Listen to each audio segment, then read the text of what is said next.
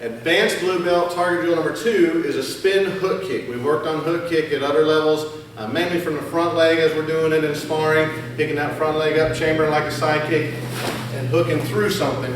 Now add a spin to it. You're at a more advanced level, you should be learning and getting more comfortable with spin kicks, so working on that same kick, but that leg's behind you now.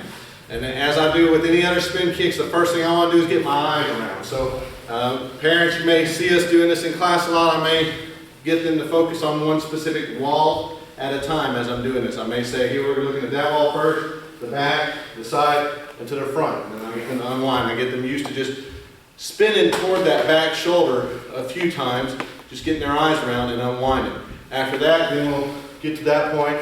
We'll work on picking that leg up and finishing up the spin. As they get more comfortable with that, as they should be by now since they're advanced blue belts, then we'll make that back leg do the hook kick as I'm doing my spin. So it's the eyes that get around first, and it's still a hook kick. Still has to chamber like a side kick, throw out there and hook through it.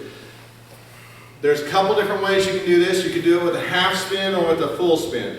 The half spin stops after that kick and lets me land that foot in front. Full spin is how we'll probably spend most of our time focusing on it in classes and as a target drill.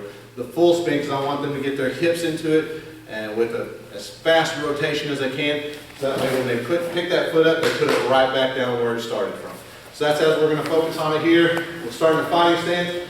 And unless they're really challenged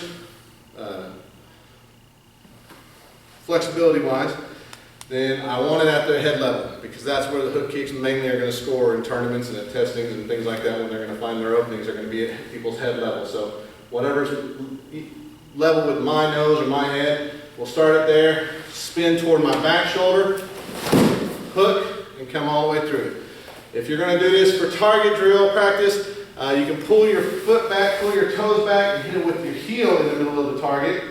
For sparring with a partner that you want to come back tomorrow, it's a little bit nicer to point your foot and your toes. That way you slap them with the whole bottom of your foot. It's a little bit easier and nicer on them, and it helps gain you a little bit more distance. So for here, we'll do one more time with the heel.